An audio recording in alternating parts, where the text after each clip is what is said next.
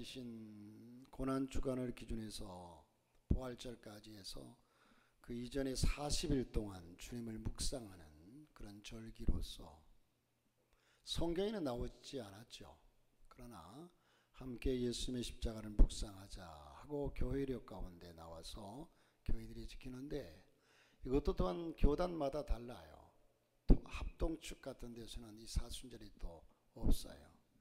교단별로 차이가 있지만, 그러나 우리는 늘 주님을 묵상하고 주님을 생각해야 될 사람들인데, 그래서 우리는 어떻게 하면 이 사순절을 그리스도인으로서 살아갈까? 아니, 이 사순절은 계속해서 우리 그리스도인들이 신앙의 훈련을 받는 기간이고, 다시 또한 새롭게 결단하고 그렇게 살아보기로 훈련하고 애쓰는 해마다 그런 기회가 사순절이라고 봅니다. 자, 그래서 오늘 우리는 온전한 그리스도인, 여러분 세상에 온전한 것은 없어요. 모든 것이 온전치 못합니다. 그러나 오늘 말씀에 온전한 그리스도인이라는 말 자체가 조금 문제가 있을지 모르지만, 하나님께서 노아를 보시면서 노아는 당세의 온전한 자라 그렇게 말씀하고 있어요. 그래서 우리는 세상을 기준으로 볼 때 그래도 저들보다 온전한 자다라고 얘기할 수 있겠죠. 여러분, 그리스도의 장성한 데까지, 그리스도의 장성한 분량은 어디까지일까? 또 온전한 사람은 누구일까? 어떻게 살아야 온전으로 나가는 길일까? 참 쉬운 일이 아닙니다. 오늘 저와 여러분이 본문을 기억하면서 이런 사람이 누구며 그 비결이 뭘까를 생각해 보고자 합니다. 여러분, 오랫동안 농사를 지었던 어른 한 크리스찬이, 그리스도인이 농사를 짓는데 너무 가뭄이 심해서 이젠 물이 없어요. 그래서 어떻게 하면 농사를 성공적으로 지을 수 있을까 생각하고 이젠 지하수를 팠습니다. 돈을 많이 들여서 지하수를 파서 그 물로 이제 논에다가 계속 물을 대면서 농사를 지었어요. 그런데 어느 날 가보니까 옆집에 있는 논 주인이 자기 논에 있는 물을 계속 빼가는 거예요. 여러분, 어떻게 판 그 우물인데, 어떻게 판 지하수인데 그걸 빼가요. 그래서 가서 막아버리면 또 빼가고. 그런데 어느 날은 가보니까 이젠 아예 그 지하수 호수를 자기 논에다 대놨어요. 새벽에 나가보면 밤늦게 가가지고 자기 논에다 호수를 대놨어요. 참 기가 막히죠. 너무 속이 상합니다. 너무 화가 납니다. 여러분, 완전히 주객이 전도됐습니다. 문제는 뭐냐? 그 크리스찬이 초신자였다는 거죠. 자, 그래도 그는 시비를 하지 않고 원상대로 회복시켜 놓기를 바라고 그 호수를 화가 나도 말 한마디 않고 자기 또 논으로 돌려놓고, 이튿날 가보면 다시 호수가 돌려져 있고 화가 날 법합니다. 여러분, 이런 상황이 여러분에게 닥쳐진다면 여러분은 남의 일이니까 속상하겠다 하지만 여러분의 삶 속에 이런 일이 벌어지면 참 기가 막힌 노릇이죠. 금방 그냥 싸움이 일어날 거예요. 당신 뭐 하는 사람이야? 이 지금 지하수를 팠는데 돈을 얼마 주고 팠는데 어떻게 이럴 수가 있어? 어떻게 인간의 가죽을 쓰고 그렇게 할 수가 있느냐고. 그렇게 해도 그게 그렇게 잘못된 게 아닐 거예요. 자, 이럴 수가 있나? 그러나 신앙생활을 하겠다고 해서 교회를 나가면 믿음으로 산다는 자신의 모습이 너무 옹졸하다는 생각이 들었어요. 그래서 그는 주님의 도우심을 기대하면서 기도했습니다. 주님, 저 사람이 틀리고 제가 올바른 일을 했는데 왜 내 마음이 평안하지 않습니까? 누가 봐도 저 사람이 잘못하고 나는 옳은 일을 하고 나는 잘못한 일이 없는데 왜 내 마음이 평안하지 않습니까? 이해가 되십니까? 자, 농부는 성령의 음성을 듣기를 소원하면서 계속 기도했습니다. 그러던 어느 날 그 농부의 마음속에 이러한 하나님의 음성이 그 마음속에 느껴지는 겁니다. 이놈아, 너는 올바른 일을 위해서만 사느냐? 그 이상으로 살 수는 없느냐? 너는 올바른 일을 위해서만 사느냐? 그 이상은 살 수 없느냐? 그래서 농부는 무슨 뜻인지 이해할 수가 없었어요. 도대체 올바른 일 그 이상이란 뭔가? 하나님, 도대체 올바른 일 그 이상이 뭡니까? 그래서 그는 성령님의 말씀, 그 말씀이 마음에 다가온 말씀이 곰곰이 생각이 나서 묵상해 보았습니다. 그러자 어느 날 농부는 그 뜻이 무언가를 느끼게 되고 그 마음속에 와닿았어요. 여러분, 성경이 뭐라고 그랬죠? 내 이웃이 겉옷을 달라 하면 속옷까지 벗어주고 오리를 가자면 심리를 가라. 여러분, 이 말씀이 여러분 듣기에 좋은 말씀이라고 느껴질지 모르지만 이 말씀이 우리의 삶에 옮겨지기까지는 참 쉽지 않아요. 내 이웃이 내 겉옷을 달라면 속옷까지 벗어주고. 이번에 우리 재미있었던 얘기가 마지막 날 호치민에서 하루 관광을 했거든요. 나오는 날 거기 하루 둘러보고 저녁에 비행기를 탔어요. 호치민 베트남에서 나올 때는 베트남으로 나왔거든요. 근데 저녁에 쭉 가는데 어떤 젊은 엄마가 아기를 안고서 구걸을 하고 있어요, 길가에서. 저도 그걸 보면서 저 양반 참 안 됐다. 박스 하나 깔아놓고 거기서 막 구걸해요. 손에는 돈 하나 들고 이거 좀 달라는 거죠. 근데 우리 어떤 권사님이 돈을 줄까 말까 하다가 10불을 줬어요. 10불이면 돈이 13,000원 정도, 14,000원 정도 돼요. 큰 돈이죠, 그 사람들에게. 그래서 그 손에 들고 있는 베트남 돈을 그냥 받아오고 10불이 큰 둥이가 받아오고 줬거든요. 그런데 손에 있는 돈을 받아오면 베트남 돈이 얼마냐면 1불도 안 돼요. 한 1,000원 정도 되는 돈이에요. 1,000원 정도. 그러니까 13,000원, 14,000원 주고 1,000원 받아온 거죠. 근데 와서 제게, 목사님, 저 거지가 진짜일까요?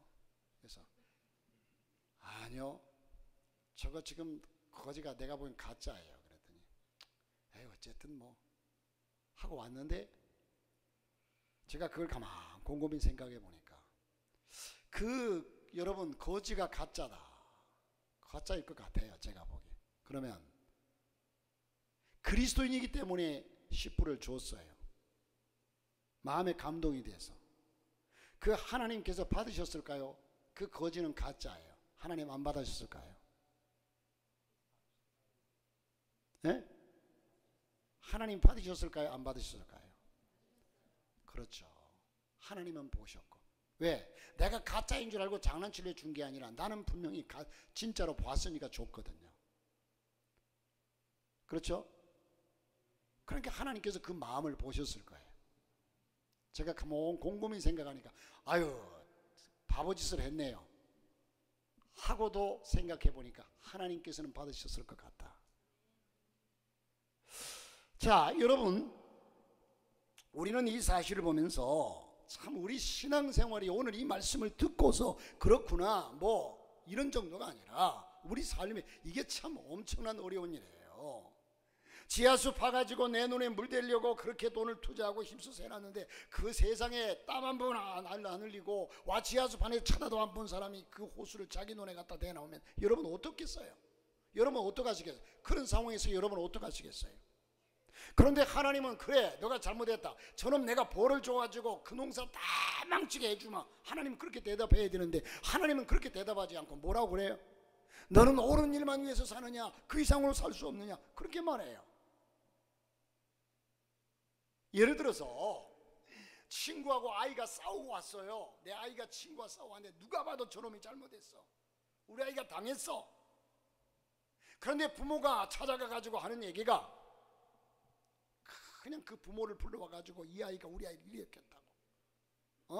이럴 수가 있느냐고. 이렇게 하는 것이 마땅하냐? 그래, 네가 참어. 많이 아프지만 네가 참어. 그러면서 아이에게 다듬어 주면서 어떤 것이 진정한 교육이에요? 내 자식이 당한 걸 보고도 그래, 네가 참어. 이래야 되는데, 자, 여기에서 여러분, 우리는 이런 상황 속에서 참 안타깝고 답답한 일이죠. 여러분, 내 겉옷을 달라면 속옷까지 벗어 주어라. 여러분, 정말 어려워가지고 이젠 이런 게 있어요. 정말 그 사람이 어려워가지고 감동이 되면, 저희들도 이제 거기 가가지고 감동이 되니까 그냥 다 털어주고 왔거든요.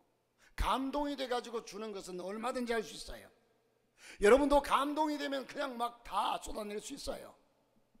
그런데 감동이 되지 않아요. 지금 여기에 감동이 아니라, 아이고 저 사람이 얼마나 힘들었으면 우리 눈에 물을 그렇게 빼갈까, 저 사람이 얼마나 힘들었으면 우리 눈에 그 호수를 그렇게 자기 눈에 갖다 대놨을까. 감동입니까? 원수예요, 원수. 그리고 속옷까지 정말 감동이 되어서, 이번에 거기 그 여성들이요, 여자들이 팬티가 없대요. 바로 직설적이 죄송합니다. 팬티가 없어서 팬티를 좀 사다 달라고 그래가지고 300장을 사가지고 왔어요. 거기 여성들이 얼마나 힘들고 그 가난하게 사는지, 그쪽 그 시골 동네. 그렇게 여러분 없어서 어렵다고 하면 감동이 되니까 어떤 분이 300장을 사줬어요. 그런데 자기 것이 있는데도 불구하고 남의 것이 더 좋아 보니까 뺏어갔어요. 그런데 겉옷까지 주라는 거예요. 오리를 가자고 하는데 정말 힘들고 다리를 절고 어쩔 수 없어가지고 내가 부축 해줘야만이 되는 그런 상황이라면 오리 아니라 심리도 갈 수 있어요. 그런데 이게 아니라 내 것을 탈취해가고 나를 강제적으로 그렇게 하는데도 불구하고 그렇게 하라는 거죠.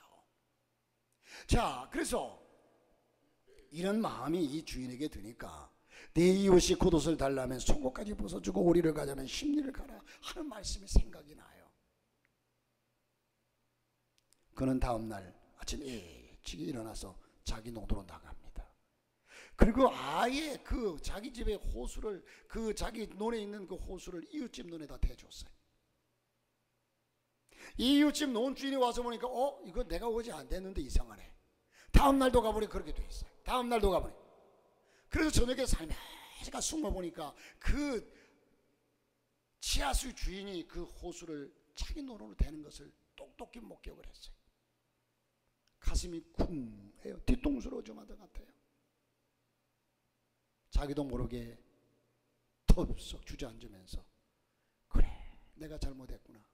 그리고서 그 논 주인에게 찾아와서, 그 지하수 주인에게 찾아와서, 당신은 정말 그리스도인이시군요.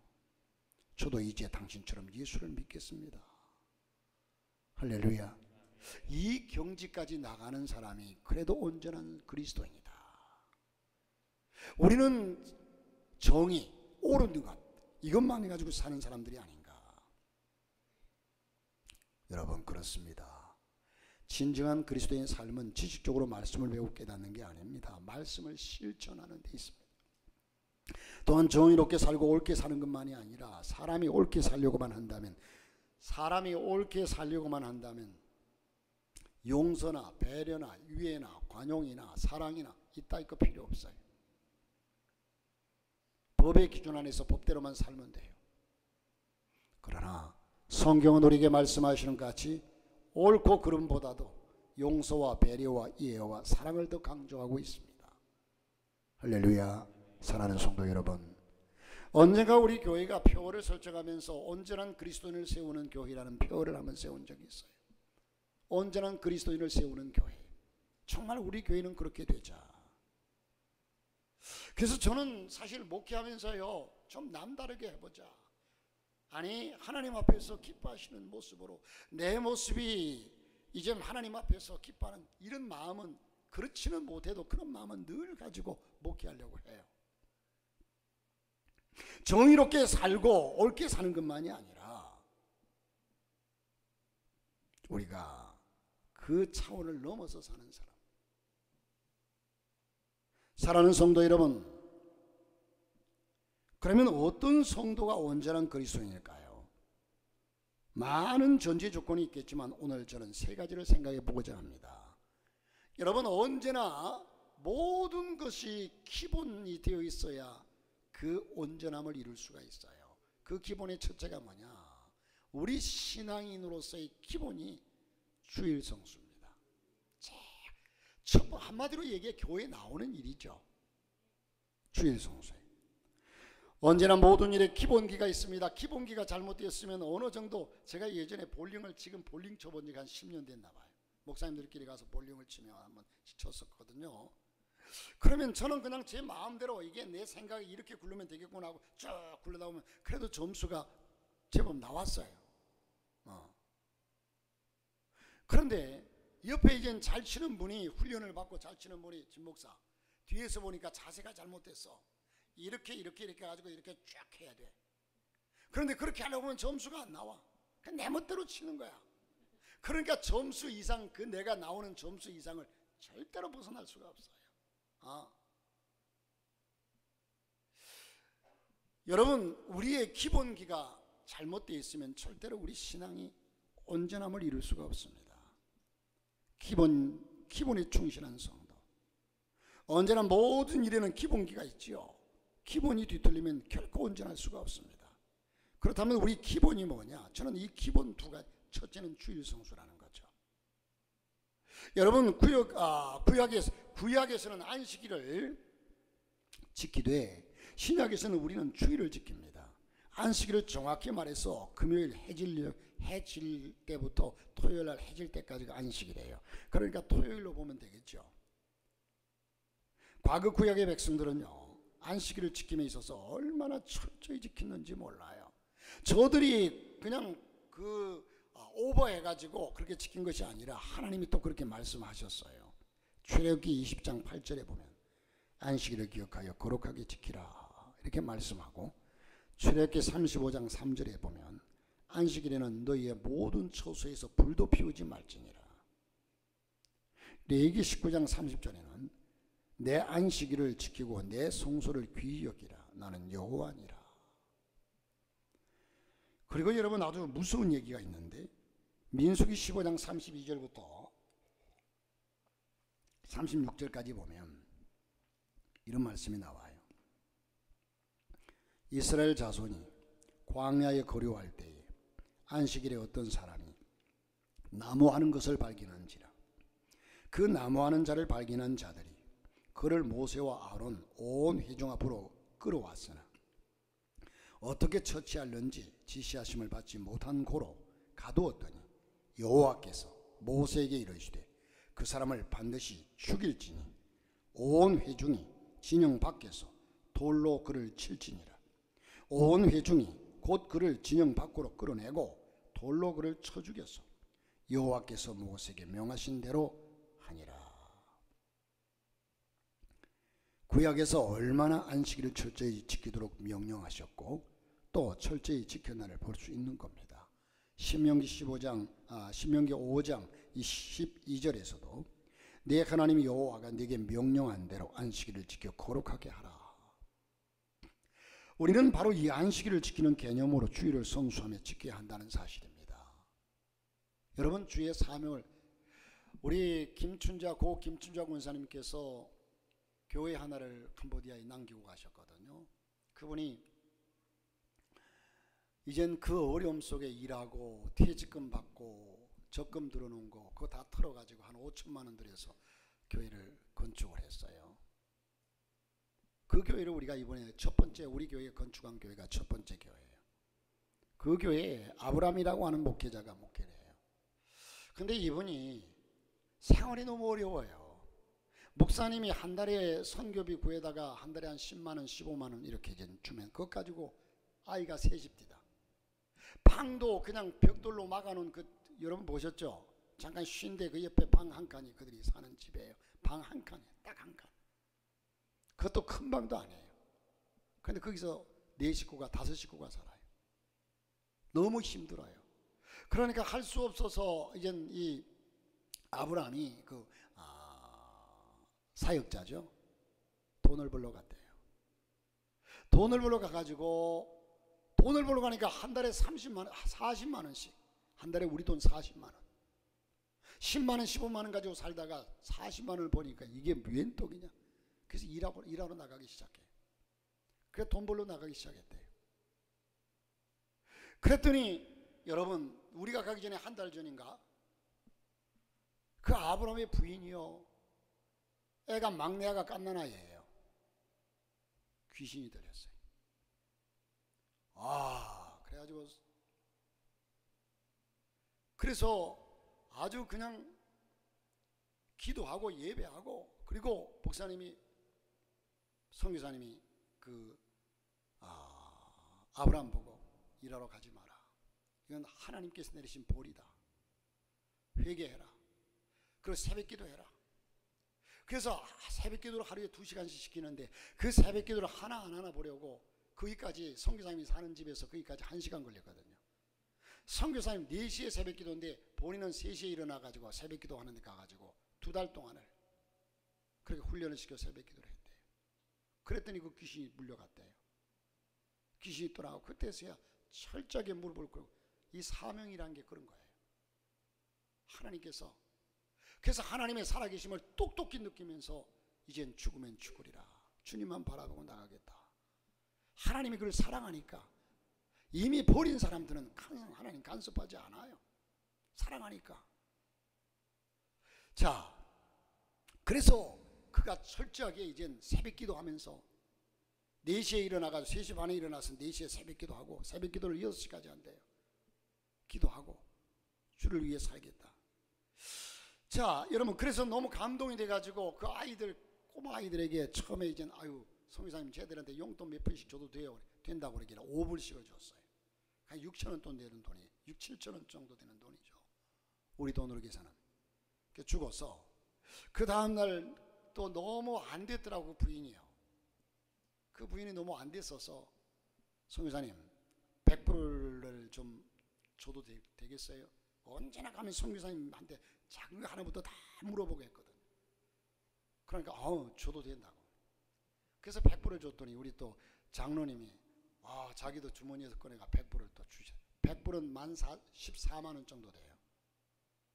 그래서 또 우리 집사님이 50불을 주더라고. 250불을 주니까 왜 이렇게 큰 돈을 주시냐고 막 감탄을 해요. 여러분, 우리가 주 앞에서 사명을 감당하고 주일을, 특별히 성도로서 주일을 지키는 일이 이만큼 중요하고 여기에 처 죽일지니라. 여러분, 구약에서는 얼마나 안식일을 철저히 지키도록 명령하시고 또 철저히 지켰나를 볼 수 있는데, 우리는 바로 이 안식일을 지키는 개념으로 주일을 성수하고 지켜야 한다는 말입니다. 그러나 오늘 우리는 어떻습니까?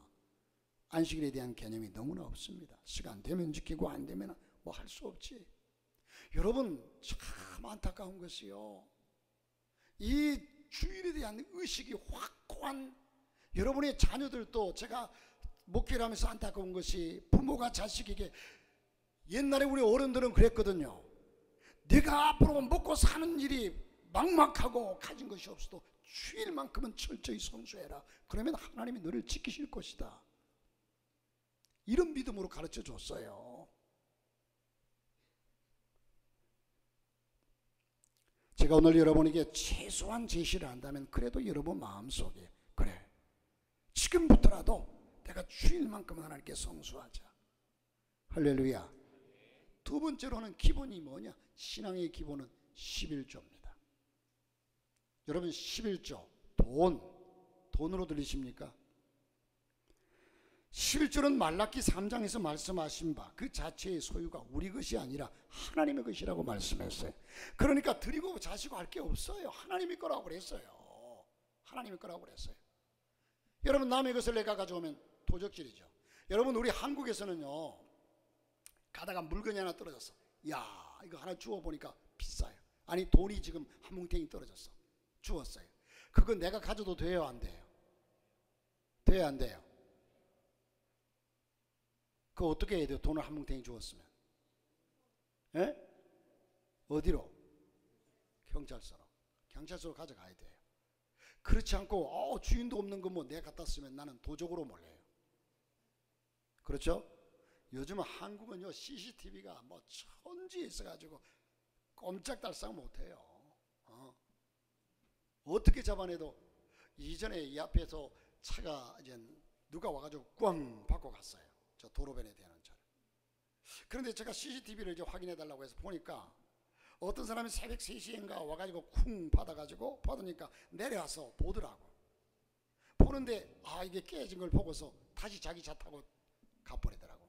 그런데 거기 와서 차가 부딪히는 그 장면만 CCTV에 나왔어요. 경찰도 난감하죠. 이거 어떻게. 그런데 그 뒤에 물어보니까, 경찰관에게 물어보니까 잡았대요. 다 잡아내요. 사람도 다 잡아내는데 하나님께서 모르실 일이 있겠어요? 자, 그런데 여러분, 제가 일부 예배 때도 그런 얘기했는데 재미난 얘기가 있었어요. 캄보디아에서 저녁에 이제 사역을 다 마치고 늦게 이제 숙소로 들어가다 보니까 너무 날씨가 바람이 불고 시원해서, 저녁이 되면 또 온도도 떨어지고 시원하죠. 바람 부니까. 그 호수가 바로 앞에 있었거든요. 그 호수가에서 우리 권사님들이 시간 좀 보내고 들어가자고 그래서 알았다고 했더니 권사님들 3분이서 쭉 저쪽으로 갔다 오시더니, 갔다 와서 저를 보고 하는 얘기가, 목사님 좋아서 어쩔 줄 돈 주었어요. 돈 주었어요. 그게 얼마나 되는데요? 그랬더니 딱 보이는데 100불이에요. 커요 적어요? 14만 원이니까요. 14만 원 15만 원 되는 돈이에요. 그래서 그래요? 이거 어떡할까요? 헌금 드릴까요? 왜? 거기서는 찾아줄 수가 없어요. 경찰서 갖다 줘봐야 자기들이 먹어요. 절대로 안 찾아줘요. 사람들이, 많은 사람들 오가는데 이 돈 누구 돈입니까? 하고서 그 외치고 다녀야 되겠어요? 못 찾아줘요, 상황이. 그래서 제가 이거 헌금 드릴까요? 우리 음료수 사 먹읍시다. 아이스크림 사 먹읍시다. 그 권사님이 주었으니까 11주만 띄고 권사님 그냥 마음대로 하세요. 그랬어요. 그런데 그 이튿날 아침에 어떤 집사님이, 제가 알기로는 산책하러 나갔다가 이번에는 그 호수에서 돈이 뭉탱이로 떨어져 있어. 그래서 그걸 작대기로 주었대. 건졌는데 500불이, 100불짜리 5개가 떨어졌는데 500불을 주었는데, 근데 건지다 보니까 2불은 그냥 200불은 빠져버리고 300불만 주었어요. 그 가져와서 여러분 그냥 앉아서 돈 벌려면 캄보디아 가세요. 길거리에 그냥. 그래서 그걸 가져와서 목사님 300불이면 돈이 얼마인 줄? 40만 원 돈이에요. 두 개 합해서 약 55만 원 되는 돈이잖아요. 그래서 이걸 어떻게 할까? 나 헌금 드릴래요. 찾아줄 주인도 없으니까 하나님께 드려야죠. 마음대로 하세요. 주인이 알아서 하는 거지 뭐. 그래서 그걸 가지고 이제 왔어요. 그래서 그 차 기사에게 물어봐도 이거 돈을 주었는데 이거 한번 좀 봐달라고 그러니까 정말이네요. 그리고서 이제 나중에 차를 타니까 우리 집사님이 저한테, 우리 김일성 집사님이 300불을 나한테 주더라고. 참 저분이 참 저 북한 김일성은 아닌 것 같아.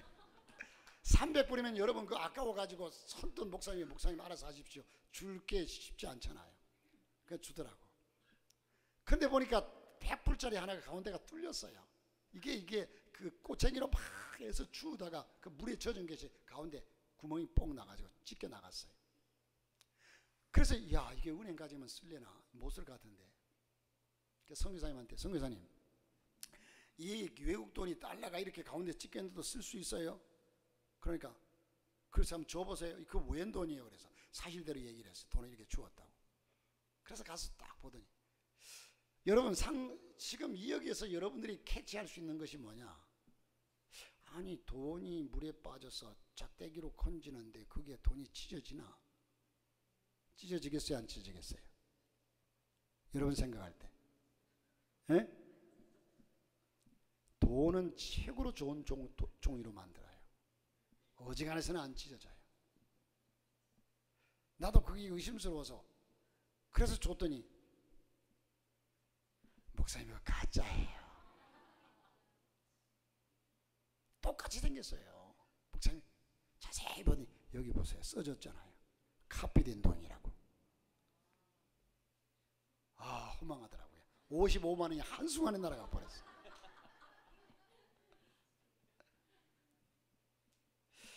자, 여러분, 이 돈, 그건 우리가 남의 것을 주어도 남의 것은 남의 것이고요.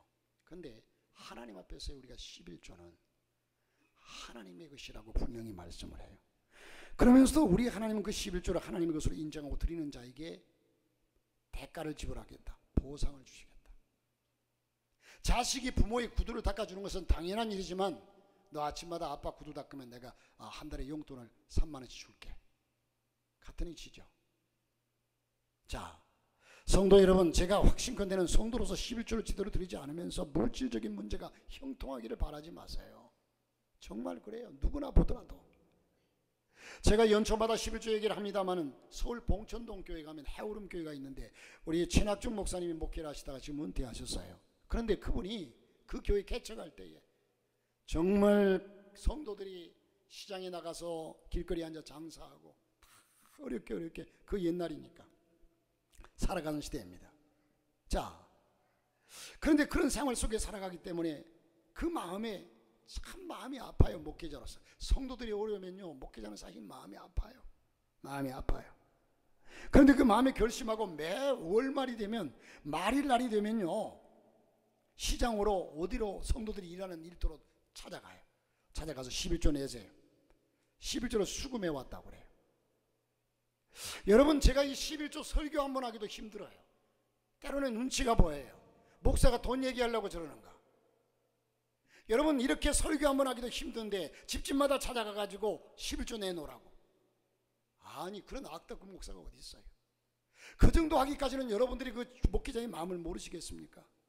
정말로 성도들이 힘들고 어려워서 이 길밖에는 잘 사는 길이 없는 것을 알고서 성도들에게 11조 해야 여러분이 잘 살게 된다는 사랑하는 그 마음에서 시작된 발로였다는 겁니다. 이런 중심을 가지지 못한 목회자가 사실 잘못된 거죠. 교회의 경제적인 것을 충당하기 위해서가 아니라 진심으로 11조를 드림으로 경제적 보호와 복을 누리기 위해서 복 받는 것이 중요합니다. 그러나 복 이전에 소득의 11조는 내 것이 아니라 하나님의 것이라는 겁니다. 이 자세가 되어져 있어야 합니다. 그러므로 여러분 온전한 11조를 드리십시오. 이름만 11조인 짝퉁 11조 말고요. 짝퉁 하나님만은 아시죠? 또 캄보디아에서 선교사님이 그 신미주 선교사님이 와가지고 그 차를 타고 오다가 그랬나 얘기를 하시더라고요. 인천에 가면 제가 잘 아는 우리 동기 목사님이 있어요. 그분이 그 선교사님 또 잘 도와줘요. 그 선교팀이 그냥 그 권사님들하고 몇 분이서 캄보디아에 오셨대요. 왔는데 거기는 지금도 소매치기가 많아요. 조심해야 돼요. 우리나라 생각하고 다니다 큰일 나요. 그런데 어떤 놈이 그냥 확 지나가다가 권사님 앞을 탁 덮치더니 그냥 옷 속에 있는 목걸이를 확 잡아채가지고 도망갔대. 이걸 주인 교회 옆에 성도들이 다 보았대. 그러니까 목사님이 크게다가 한 소리 했대요. 그거 봐요 권사님. 그거 팔아가지고 하나님 앞에나 드렸으면 그 좋지. 그걸 끼고 다니다가 그렇게 도둑놈한테 주느냐고. 이런 얘기를 담임 목사가 하면 주위 사람들이 덩어리가 잊어버린 것도 지금 아유 권사님 괜찮아 그 잊어버린 양 치고 그냥 신경 쓰지 마. 뭐 이래야 되는데 그거 하나님께나 드리지. 그럼 차고 다니다. 목사가 그렇게 얘기할 때 옆에 있는 사람들이 등에 오싹하더래요. 저 사람 입에서 뭔 얘기가 나올까? 저 권사님 입에서 뭔 얘기가 권사님 시험 들었다. 큰일 났다. 우리 교회 떠날 것 같아. 이제 큰일 났어. 잊어버린 것도 서러운데 저렇게 목사님이 얘기하시다니. 그런데 권사님은 늘 하나 깜빡 안 하고 그냥 버젓이 가듯이 껄껄껄껄 웃으면서 하는 얘기가 목사님 그거 가짜예요.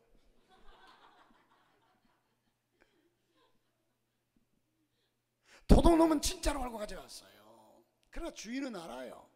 신경 안 써요. 짝퉁이니까. 하나님은 아십니다. 전능하신 하나님은 아십니다. 할렐루야.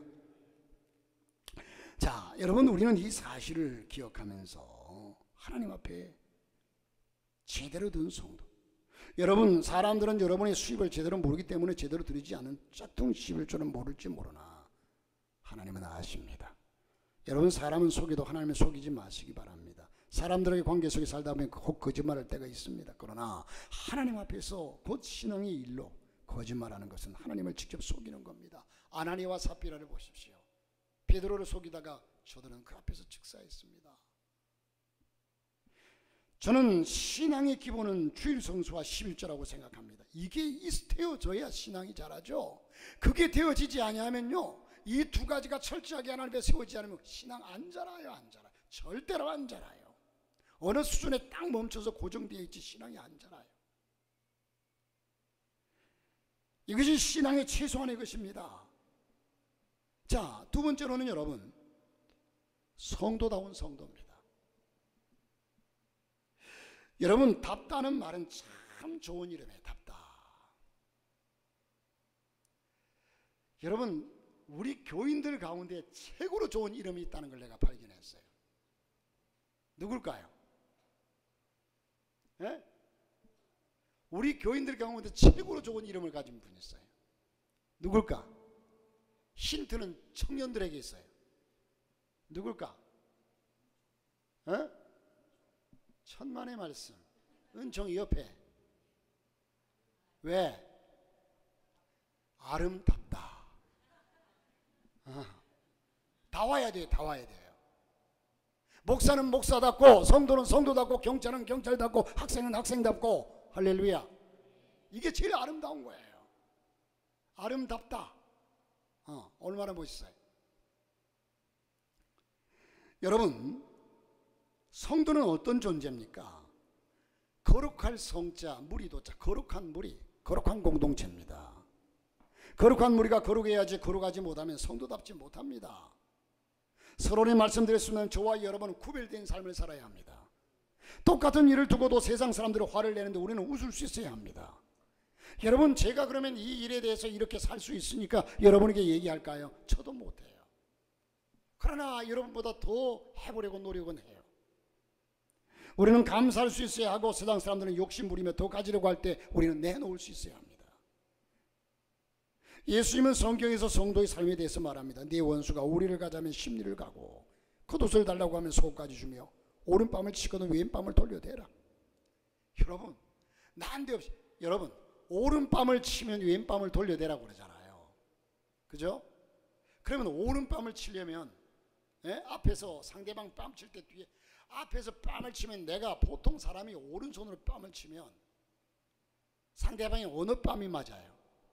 뺨을 이렇게 치지, 이렇게 치는 사람 봤어요? 이렇게 치면 어느 뺨이 맞아요? 상대방이 어느 뺨이 맞아요? 왼밤이 맞잖아요. 그런데 왜 성경에서는 보편적으로 얘기하면 내 오른밤을 치면 왼밤도 돌려대라 그래야 마땅한데, 왼밤을 치면 오른밤을 돌려대라고 그래요? 이 얘기는 절대적인 그런 뜻은 이라고 예수님이 그런 의도에서 얘기했다고는 볼 수 없지만, 제가 상상해 볼 때는요, 그 사람 뒤에서 앞에서 뺨을 치면 그만 피할 수 있어요. 그런데 뒤통수 친다고 하잖아요. 뒤에서 뺨을 치면요, 오른밤 맞아요. 그냥 난데없이 공격을 당해도 크기에 대항하지 말고 왼밤을 돌려대라. 돌아서서. 여러분, 이게 말이 쉬워 그렇지 우리의 삶에 옮겨보기가 참 어려운 겁니다. 한 가지 비결이 있다면 우리 자신을 십자가에 못 박으면 됩니다. 지렁이는 밟으면 꿈틀거린다. 살아있으니까 꿈틀거려요. 죽은 지렁이 밟으면 꿈틀거리지 않아요. 우리가 내 자신을 내가 그리스도와 함께 십자가에 못 박혔나니 이제는 내가 산 것이 아니요 내 속에 그리스도께서 사신 것이라. 그렇게 되면 돼요. 날마다 그분의 말씀을 묵상하면서 그분과 기도의 교제를 나누며 살아간다는 이런 분명한 사실 속에 우리가 그렇게 나아갈 수가 있습니다. 외국의 어느 동시집에 이런 글이 있다고 합니다. 한 나그네가 한 덩어리의 진흙을 얻었습니다. 그 진흙에서 참 향기로운 향기가 발했어요. 나그네가 물었습니다. 진흙을 향해서 너는 바그다드의 진주냐? 진흙이 대답이 아니요. 그럼 너는 인도의 사양이냐? 그것도 아니요. 그럼 너는 누구냐? 나는 한 덩어리의 진흙일 뿐이요. 그래서 또 묻기를, 그러면 너에게서 어떻게 그렇게 아름다운 향기가 풍겨나오느냐? 그 비결을 말씀해 드릴까요? 나는 백합화와 오래 함께 살았습니다. 진흙이 지닌 향기의 비밀은 다름이 아니었습니다. 백합화를 품고 오래 하나가 되어서 오래 살았다는 사실 때문에 아름다운 향기가 발산되었다는 겁니다. 진흙과 같은 우리 인생이 주님과 함께 할 때 우리의 향기가 내 속에서 생겨나고 이웃에도 번져나가게 될 줄로 믿습니다. 다시 말해서 주의 영이신 성령이 충만하고 주의 은혜가 충만함으로 우리는 주의 향기를 나타낼 수 있는 겁니다. 그러므로 성령을 사모하고 우리를 사모하라는 얘기예요. 우리 자신은 아무것도 없고 향기로운 것도 없고 자랑할 만한 것도 없습니다. 그러나 만물이 주에게서 나오고 주로 말미암고 주에게로 돌아감이라. 로마서 11장 36절에 말씀을 합니다. 주와 동행하는 성도, 그럴 때 성도다운 성도가 됩니다. 마지막 우리는 일꾼다운 일꾼이 되시기를 주의 이름으로 축복합니다. 여러분, 어느 곳에서나 일꾼을 찾습니다. 어느 회사에서 사원을 모집했는데 이 사원이 들어오자마자 하는 생각이 나 어떻게 하면 편하게 일할까, 편하게 쉴까, 이것만 고민하면서 그렇게 회사 생활을 한다면 사장은 그냥 그 사원을 그냥 잘라버릴 거예요. 다시 말해서 우리 주님께서 저와 여러분을 피값 주고 사셔서 하나님의 일꾼으로 삼으셨습니다. 목사로 삼고 장로로 삼고 전사로 삼고 또 여러분에게 각각 직임을 주셔서 일꾼으로 삼았습니다. 어떻게 하면 그저 쉽고 편하게 육적으로 신앙생활을 해볼까 생각한다면 우리 주님이 보시면 무슨 생각을 하실까요? 사랑하는 성도 여러분, 일꾼다운 일꾼이 됩시다. 일꾼은 늘 말이 없습니다. 그렇습니다. 교회에서 말 많은 사람 치고 일꾼이 별로 없어요. 세드박 교회 릭 웨런 목사님이 이런 말을 했습니다. 군대의 능력은 식당에 앉아서 밥 먹는 사람이 몇 명인가에 달려있는 것이 아니고 총을 들고 전쟁터에 나가는 사람이 얼마인가에 달려있다.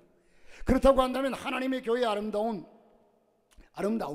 몇 명이 앉아서 예배를 들으냐에 달려있는 것이 아니라 얼마나 많은 사람을 일터로 보냈느냐, 얼마나 주를 위해서 헌신하느냐, 충성하느냐, 선교하느냐, 얼마나 많은 일꾼을 일터로 파송했느냐는 겁니다.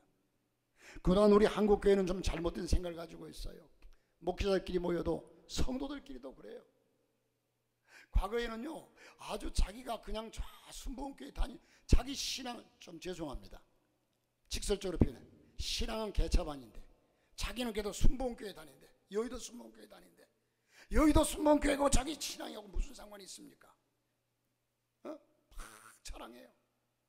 목사님들끼리도요, 얼마나 모이느냐고, 첫째가 관심이 얼마나 모이느냐고, 하나님 관심이 얼마나 모이는데 관심이 있을까요? 그리고 두 번째는 당신 교회 예산은 얼마나 되느냐고, 결산은 얼마나 받느냐고. 하나님은 거기에 별 관심 없어요. 별 관심 없어요. 사랑하는 성도 여러분, 이것이 자랑거리가 아닙니다. 꼭 묻는다면 정말로 당신 교회는 기도를 얼마나 하느냐, 당신네 교회는 정말로 선교를 얼마나 하느냐. 하나님은 지금 우리의 온전한 사람, 온전한 일꾼을 찾고 있습니다. 성전에서 일꾼 되시기를 바라고 우리 교회가 든든히 서서 정말 온전한 그리스도인, 이런 아름다운 교회를 목표하고, 그래서 제가 사실 비전 선언문을, 우리는 어쨌든 간에 이런 교회를 이뤄 나가보자, 이게 우리 교회, 제가 목회하는 한 이 표가 앞으로 후임자가 와서 어떻게 이 비전을 설정할지 모르지만 우리 교회는 우리 비전 선언문대로 나가자, 이것이 제 목표예요. 그래서 계속해서 여러분에게 인식시키고 우리 오산교회는 하고서 비전 선언을 선포합니다. 이런 교회다운 교회 되기 위해서 교회다운 교회를 꿈꾼다. 할렐루야. 이러한 교회의 모습에 발맞추어서 우리 모두가 그러한 믿음으로 승리하는 역사가 있기를 주의 이름으로 축복합니다.